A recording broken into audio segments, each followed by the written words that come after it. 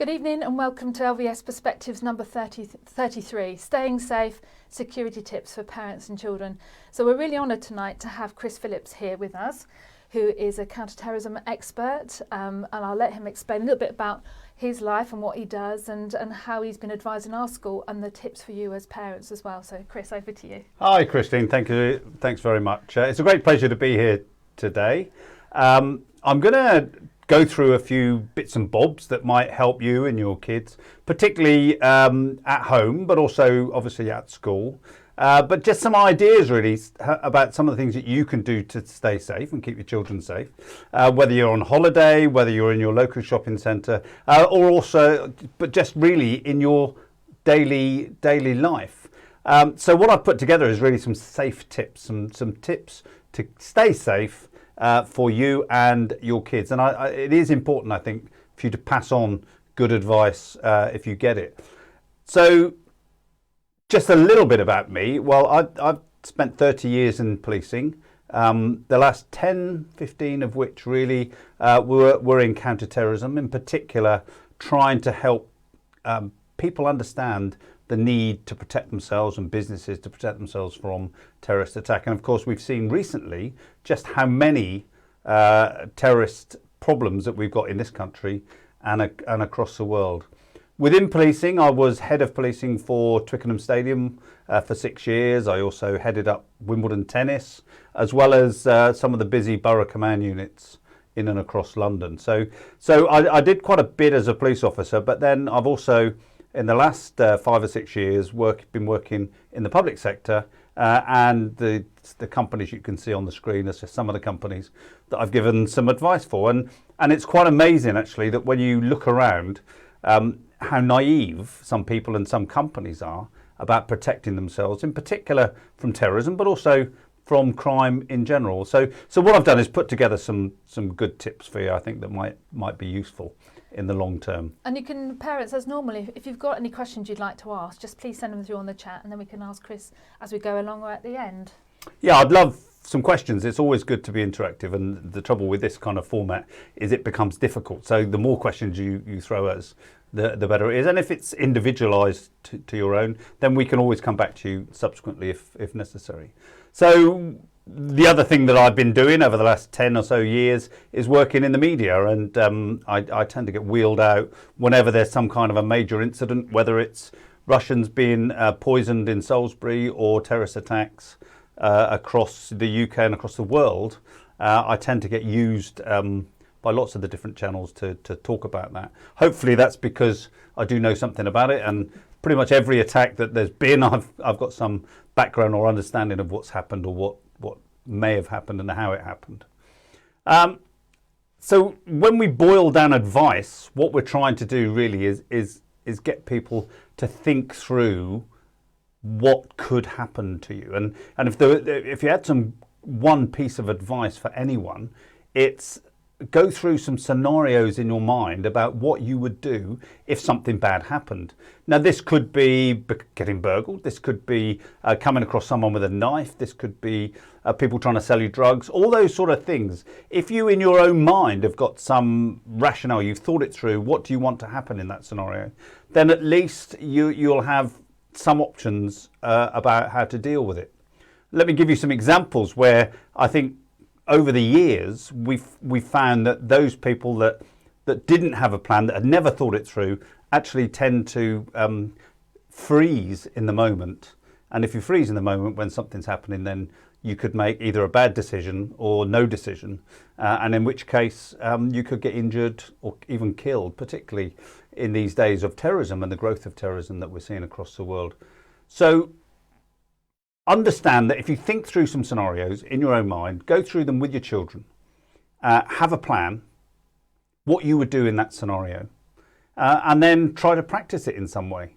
I often use the example of if you see someone with a knife or a gun, well, what's the best advice you could ever give anyone? Well, I can tell you it's to run off in the opposite direction. The further you are away from that gun or knife, the better you are. And the best advice you can give your children, if ever they're confronted by someone with a knife, is to run. Because the more distance you can put between that person and you, the better and safer you are. So work through some scenarios with them. And another good example I use to try and reinforce this is perhaps most of you will have children. Most of you will have your children on the first or second floor where they sleep. And ask the question, have you ever told them what to do in the event of a fire? And I use this example because if your young children are woken up in the middle of the night by smoke coming through their door, then what do you want them to do? Because they probably can't get your help because you may be not in the building, you may be in the building, but maybe even dead. So what do you want the children to do? And the three options are almost certainly, one is to open the door and be confronted by smoke. The second one is to hide under the bed. Either of those things, if they do, then they're likely to get suffocated by smoke. The third one is probably jump out the window. But have you ever told them how to jump out the window, how to throw something out for them to land on? And if you do that, and the worst thing happens, if a fire does happen in your place, then at least they will have some thought in their mind about how to protect themselves and how to deal with that particular risk. Now that's a really one-off risk, but of course dealing with violence is something that unfortunately many people have to do every day across the country, across the world. So teaching kids how to deal with violence, how to reduce the threat to themselves, and how to move away from danger is really, really important, and something that's often missed. So I've kind of boiled down really some of the things, some of the best practice I think that you can put into place with your families. And it's, you see more and more, you see children and adults walking around our streets with headphones on, with their phone, looking at their phone, not having any awareness about where they are or who's around them. Now, some of you will have be aware that today in the US we had a lot of people killed because a vehicle knocked them over when they're having a parade. Now, it's very unlikely that's going to happen, but we have seen that, of course, in the UK, in London. We've seen it used as a terrorist weapon, vehicles running people over. And just walking around with looking into your phone with your headphones on, just gives you no ability to deal with any threat that you might face, let alone the numbers of muggings and phones that have been stolen from people's hands as they stand outside bus stops and tube stations, etc. So let's teach our kids to be aware of their circumstances, aware of what's going on around them, and understand that they do need to take care and be aware of their circumstances. Try to get your kids in particular, and yourselves, to be very careful about how much you put on the internet, what information you put up on the internet, how people can contact you on the internet. And I know it's much more difficult for children because they tend to overshare. But of course, we've seen time and time again all sorts of issues for children in those circumstances. And I think one of the biggest threats to our children is the internet. It's a fantastic thing to use, but of course it's also open to be misused, and bad people do use the internet to do that. And I will show you a video a little bit later about some of the ways that you can get caught out. So I go back to this thing about thinking through scenarios and understanding what you would do. I think this is such an important thing. Talk through with your children exactly what they should do if this happens. And you can go through from someone tries to steal your wallet, someone attacks you with a knife, and all the potential pitfalls that they may come across. Think through what they should do and talk it through with them. And then hopefully between you, you will have a plan as to the best thing that they can do. Think through your places of safety. There are certain areas that you would say are pretty safe, whether you're in the UK or across the world. International hotels, police stations, embassies, that sort of location is somewhere that you could probably say that's a location that you could get some safety if you needed it. Likewise, banks, etc., where you can probably rely on someone to help you in your hour of need. One of the key points, and this is a counter terrorism piece, but it's also fire, it's also assaults and that type of thing, is know your escape route. How would you get out? Try not to get yourself cornered, and allow yourself to know how you would get out. So when you walk into a room, okay, there's a fire escape over there, there's another door over there. That's the way I would leave this if I needed to in an emergency. Some of you may be watching the court case that's going on at the moment in France with regard to the Bataclan. You know, the people that made their escape through the escape route survived. The people that chose to stay, unfortunately, didn't. So actually knowing your escape routes is really key. And I'm going to show you the government video in a few minutes about run, hide and tell. Run, hide, call the police. It's a video that is available on YouTube. You can watch it at any time. You know, I would encourage you to show it to your children. I would encourage you to watch it yourselves, because the one thing that you need to do is to have a bit of a plan in your mind as to what you do in the event of something bad happening, in particular getting caught up in a terrorist attack. And listen, we've had 2 terrorist attacks in the last 4 weeks in the UK, and unfortunately it's highly likely, I mean the threat level's gone up, it's highly likely that we're going to suffer more terrorist attacks, in particular on the run up to Christmas in the UK. So to that extent, we're now going to show you a little video. The video is the government video. You can get it yourself, you can show it to your children. It's important, I think, that we all watch it and remind ourselves of what we're supposed to be doing in the event of a terrorist attack. Thankfully, firearms and weapons attacks in the UK are very rare, but tragic events from around the world remind us of the need to always be prepared. This film gives advice about what to do in the unlikely event of a firearms attack, either in your workplace or elsewhere. You should see this as an opportunity to plan how you would respond to such a threat and stay safe. Stay Safe is a film that's based on proven advice, and indeed it's already been seen by over 100,000 people across the country in training and briefing sessions with the private sector. The threat level is currently set at the level severe. That means an attack is highly likely. Indeed, it's been at that level for over a year, and for that reason we've doubled our efforts, and for example, we're making an arrest today. Everyone's aware of the terrorist challenges across the world, and there have been some awful attacks, and it's our view that this advice should be rolled out to the public, so in the tragic event that anyone gets caught up in a marauding firearms or weapons attack, they're better informed and have better advice to protect themselves. It can never cater for every possible eventuality, and if someone acts on instinct and perhaps decides to fight because they have no choice, then of course we would never criticise them for that. If you hear gunshots, the best option is to evacuate, but only do so if it won't put you in greater danger. First, consider your route. Act quickly and quietly, leaving your belongings behind. Insist others come with you, but don't let their indecision slow you down. Once you've identified a safe route, run. Consider your route as you leave. Will it place you in the line of fire? Is it safer to wait for the attacker to move away before you continue? If you can't move to safety, hide. When finding a hiding place, consider your exits and escape routes. Avoid dead ends and bottlenecks. Try to find places with reinforced walls. Try to lock yourself in a room and move away from the door. Be as quiet as possible. Switch your mobile phone to silent and switch off vibrate. Don't shout for help or do anything that will give away your hiding place. The best hiding place with protection from gunfire will have a substantial physical barrier between you and the attacker. If you're able to evacuate, get as far away from the danger area as possible. Try to stop others from entering, but only if this won't put you in danger. Call the police. Dial 999 and tell them clearly the location of you and the attackers, descriptions of the attackers, their clothing and weapons, information about casualties and building access. Include anything else you think is important. When the police arrive, they will be armed. They may be dressed differently depending on their function.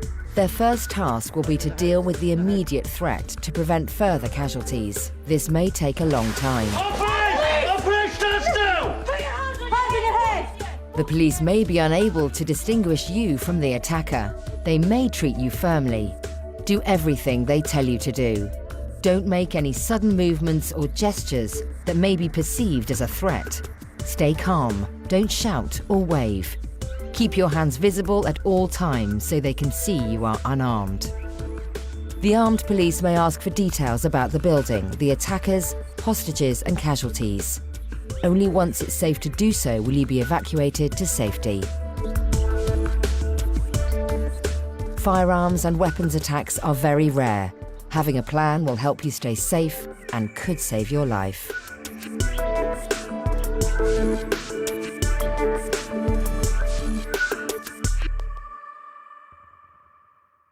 And really, I want to reiterate that, listen, LVS Ascot is about as safe a place as you can get, but that doesn't mean to say that you, in your life, or that things can happen. And this run, hide, tell is pretty good advice. It's basic, but it's good advice. And you know, for your children as well. Unfortunately, we've seen knives being used across particularly our city centres. I think it's really important for them to know that, listen, you don't have to fight. The best thing you can do is to run and get as far away as you possibly can. So what I've tried to do here as well is put in some just general security tips for yourself, really, and your kids. And this is stuff that really you might want to pass on. If you do feel unsafe when you're walking around anywhere, maybe you think you're being followed. You should take shelter. It's no good walking around the streets and keep walking. That's not necessarily the best thing to do. Make sure that you go into a shop or a bank or a restaurant or something to take shelter. Give yourself time to think. If you need to, call the police. If you do think you're being followed, then it's really good for you to break the cycle. Get in, get some help, and then before you get yourself home. And if you do feel that you are being followed and maybe you're being followed home, then it might be a good idea not to go straight to your home address, but to go somewhere else that you know, so that whoever's following you is not going to know where you live. Particularly for children, if they're in a group, then raise awareness. Let people know where they are. Let people know where they're going to be and that something's gone wrong. So if your children are with others, you know, they've got their own group of friends, and those group of friends should be aware as well. When you're walking, use the inside of the pavement. The closer you are to the outside of the pavement, especially if you've got your phone in your hand, the chances are you're going to, not chances are, but there's a very good likelihood that muggers would see that as an easy target. And, if you need to get home, if your children need to get home, and sometimes taxis are a bit more expensive, but it may well be much safer than walking or taking that shortcut across the field. And it's about common sense. Security really is about common sense. But doing the things that actually secure yourself sometimes is not always obvious when you're in the middle of a problem. Chris, we've got a comment here from a parent. It's a question as well. It says, although these events are rare, how would you suggest getting the balance right so you don't create a sense of paranoia within your children? I.e., do you have any stats that would put their minds at rest while ensuring they are aware of the world? Yeah, that's the crux of what I do been doing over the last 20 years, really. It's because the threat is there. Listen, terrorist attacks are happening. If you're sad like me, you'll see it on the news on a daily basis. There are terrorist attacks across the world. Most of those attacks are not in the UK. But of course the threat is real, and we could all get caught up in it. And I use this scenario, this piece really, that says we've all got a ticket for something really bad happening to us. If you're an employer with lots and lots of people, or you're a big family, then you've got more than your fair share of tickets. And I think it's absolutely right. We mustn't scare people so they don't live their lives as they should do. We want people to be business as usual, do the things that you should do, but be aware of that these things can happen. I think we've been working together for probably about 4 or 5 years now, haven't we? And I think since we've been having these conversations, it is just about raising awareness. And just to give you from a mum's perspective as well, I've been walking in Oxford Street with my children, and I've just mentioned it is safer to walk in a certain place just in case, and there have been false alarms. So I know last year, my PA Claire, her husband got caught up in one when there was a false alarm, but he got locked down in one of the major stores. So that if you talk about these things, that they can happen, it will be less frightening for your children if it did. And if you've got teenage children, they're going to be going up to the major cities now, aren't they? Christmas shopping and things like that. So it's just having those conversations, isn't it? It's exactly about having the conversations, and you know, a lot of your children will, within a few years, be wanting to travel across the world. The world is a great, you know, we've got to encourage people to travel the world. You know, you go to Indonesia, you go to Philippines or wherever, you go to Australia. They've all got problems. So it's giving people, and children in particular, but all of us, the awareness as, okay, what would I do if? And that what if does arm people with doing the right thing in a crisis.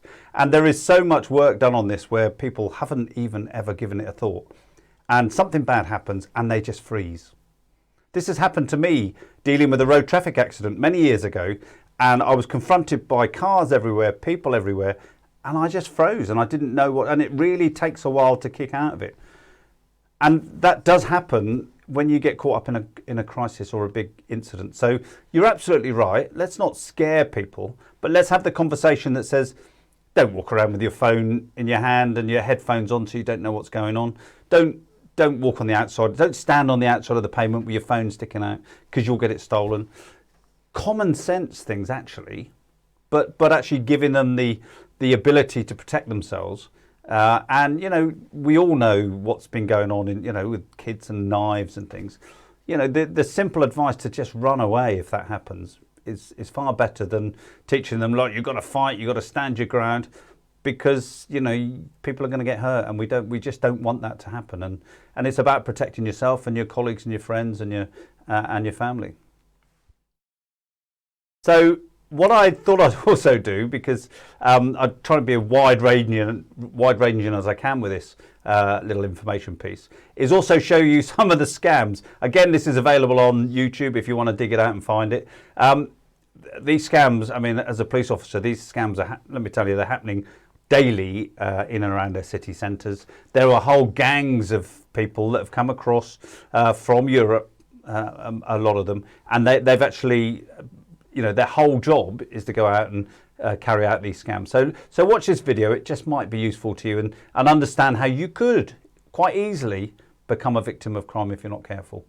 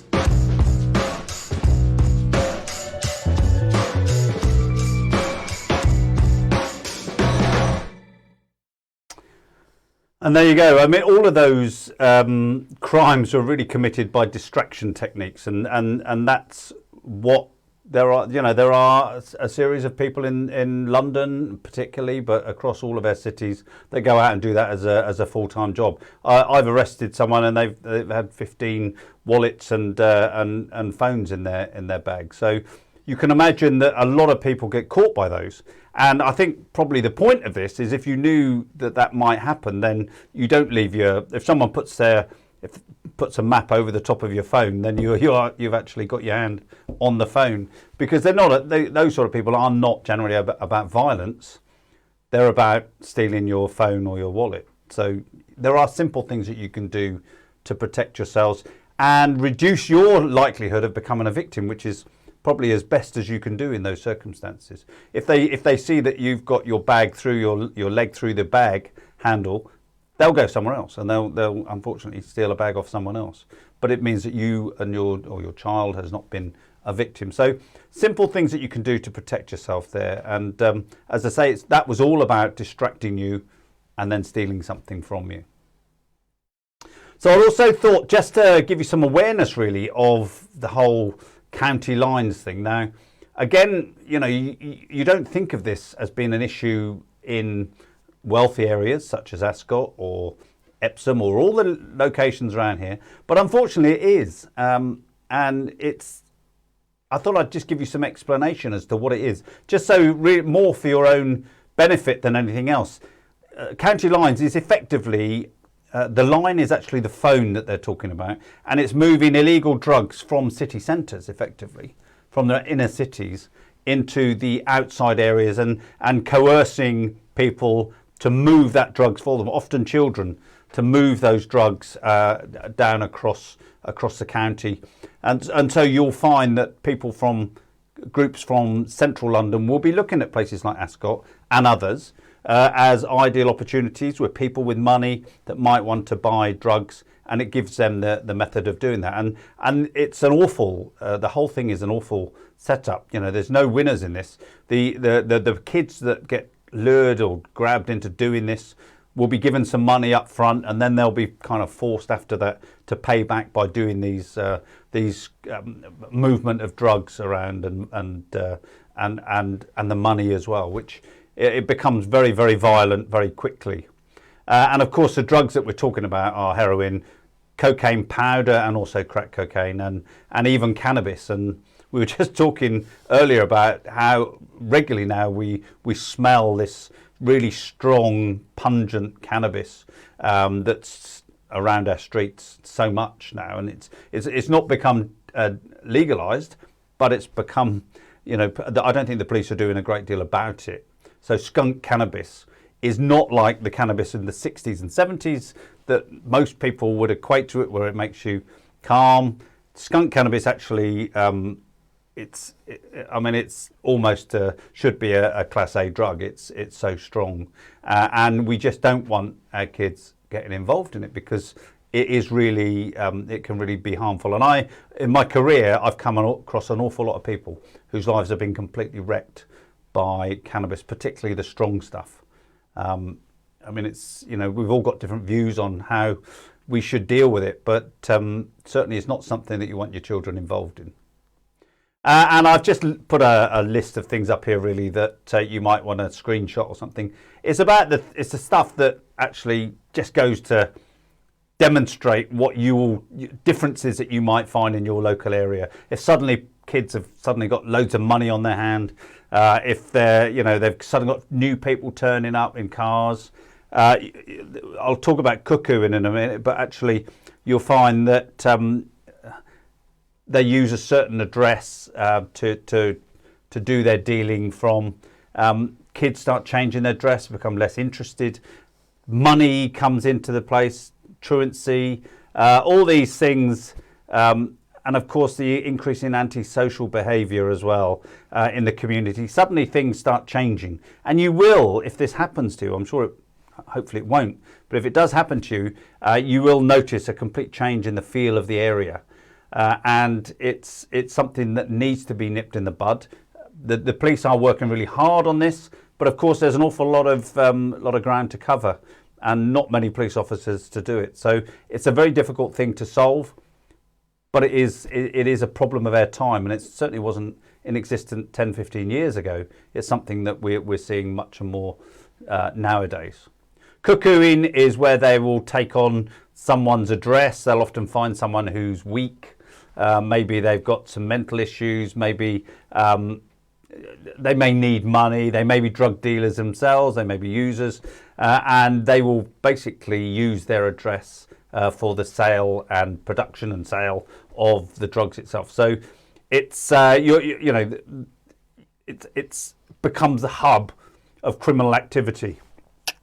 Criminal activity in the area. And I think, I mean, if you've seen this, there are various TV programs on it, but certainly it is an issue, and particularly on some of what we used to call council estates in the suburbs. This has become a real problem, and something that then brings drugs into the area, which is moved around that particular society. So just moving on again, I thought it might be useful for you to understand some of the issues we have around use of the internet. I'm not going to go into a great deal of depth on some of the things that kids are getting involved in on the internet, but what I can say is that the police are really concerned now about not only kids, but people that have been inside their bedrooms for a year and a half, looking at things that no one's known about, and they haven't been to school, some of them. They haven't been communicating with adults. They've not been to youth clubs and things, and they've been looking at stuff online that's a real concern to them. So that is a big issue, and actually having control over the amount of the internet that your kids have is really quite important. But also the ability of people to get access to your computer, your work phone. And one of the issues, and I saw this video, again, it's on YouTube, you can pick it up, about how people can actually get you to click on a Wi-Fi that then gives them control of your phone. And it's really quite scary, and I thought this was useful to you to have a look at, because it's, I don't think everyone realises this is quite feasible. Because using Wi-Fi is just something that we all do, and we all now tend to work in cafes, hotels, log on to the Wi-Fi, and you think you're secure, you think you're doing the right thing, but actually you may not be. And I think the important thing there is that people have an awareness about how you could be attacked. Now, there are thousands of ways that you can be attacked with phishing emails. You can have spear phishing, you can have vishing, and all the things around that. But that is a particular one that I think people should be aware of. And I've actually seen it in action where someone turns off the Wi-Fi for a hotel, conference centre, and then switches his back on and send them all a message. And then everyone in the hotel goes onto his Wi-Fi. And it's quite incredible how much control and the ease that we give our information away. Chris, you mentioned to the staff earlier about, was it spear phishing? Yes. And I've actually fallen foul myself, Mrs. kind of principal of LVS Ascot, found out at the last moment, but I was contacted by one of my neighbours. So I live near in London, and I was having a chat with her online. And it was like talking to my neighbour, and this neighbour knew things about me, and I know that she was away a lot in the West Country. We were having this chat, and then she said, "Look, I've got this problem trying to get a present for my niece, because down here the internet's not very good, even though we were having a chat, and I can't get it. I'm going to be back in London next week, but would you be able to go and get it for me?" So yes, that's fine. Yeah, I can do that. And then it was yes, if you get it with, I think it was like Google vouchers, €100 Domino. And at that point, I thought, there's no way this neighbour would ever do this. So then obviously reported it then, but I was taken in for a good 5 minutes. Yeah, and unfortunately, there's full-time businesses doing this. There's literally offices with rows and rows of people all doing these attacks, and it's happening on a regular basis. If with a spear phishing attack, it's very much more focused on you. So it's literally throwing a dart in you, and they're watching you and what you do on the internet, etc. And I've seen a number of businesses who have lost £50,000 with last minute changes to bank codes, etc., that come through on something that looks completely believable, on an email that comes exactly as you would expect the email to come through.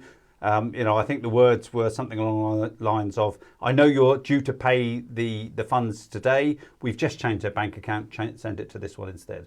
And this company lost £50,000, £45,000. And another company I know did exactly the same. So it's about just being careful. Listen, there's all sorts of threats out there in this modern world. What we've tried to cover here is kind of terrorism-y, security, with a little bit of cyber stuff thrown in, but there are lots of issues, and we'd be only too pleased to answer any questions.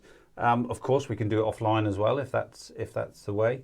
But I'll go back to pretty much stage one really and say it's about not scaring our children, not scaring ourselves about the world's too dangerous. The world's probably never been safer than it is at the moment. But there are threats out there that can harm you and them, and it's making sure that they have some awareness that they're out there and have some awareness that what to do if they do get caught. And that's really, I think, what this session is about. Yeah, so if you have any questions for Chris, please bring them through on the chat. And as you know, as a school, all schools have to practice lockdown, and we do that at least once a term. And we're refining how we do that at the moment. So we're having those conversations with children anyway.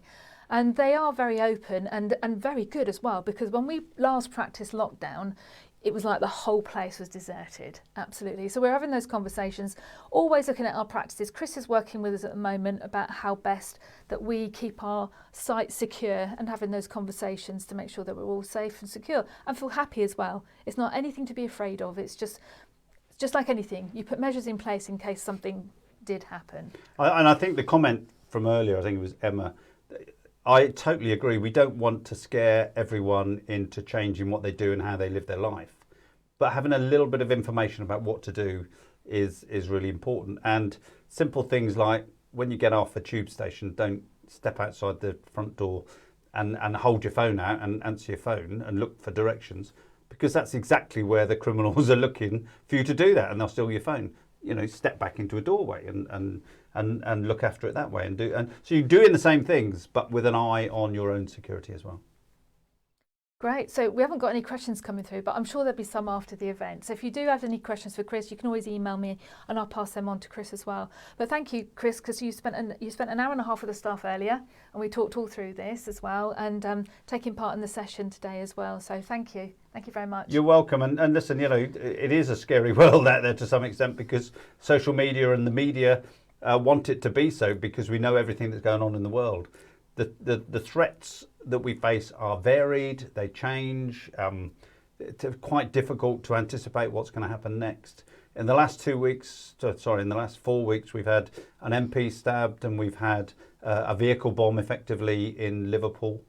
In the meantime, we've had lots of fights and things going on across the country. So things are happening, and it's just making sure that we're all able to protect ourselves and keep away from the trouble spots as best we can. But I hope you've got something out of today, and if there's any questions or anything that we can help you with, then please by all means contact us. Yeah, thank you, Chris, because I know how busy you are, because I think you were on the radio this morning, and normally you're there on Good Morning Britain and lots of different programmes, aren't you? Because sometimes Sky News, because sometimes I'll be in the kitchen putting my breakfast on in the morning and hear your voice and go, that's our Chris Phillips. Unfortunately, there's so many incidents going on across the world, and there's 24-hour news coverage, so they all need someone to talk about it. And if you can talk about it with some common sense and knowledge, then it's quite useful. And we've got a thank you there from Sophie Vincent. Thank you, Sophie. Thought-provoking, that's for sure. Something for us all to think. So, but now it's time to calm down and think nice things before bedtime. But just, if you have watched this and there's something in it, don't be frightened to talk to your children. They're a lot more grown up and able to deal with it than you think, and they'll know about a lot of this stuff anyway. They know what's going on in the world, and some of them will be going off travelling, and you want them to be safe when they go across the world and Australia and stuff, and just giving them the ammunition and the ability to keep themselves out of trouble is really useful. And university too, and there are all sorts of issues in universities. There are all sorts of issues in our city centres. Some of the university campuses are literally in city centres. and they should be aware of how to stay safe. Yeah, great. So thank you very much for tuning in. And we've got another Perspectives tomorrow lunchtime where we're joined by Paul Hannaford, who's going to talk about gangs and knife crime. So another lovely topic to settle our minds as parents, but opening up those questions as well. But that one's on at 1 till 2 tomorrow. But thank you very much. Have a lovely evening, and thank you again, Chris. Thank you.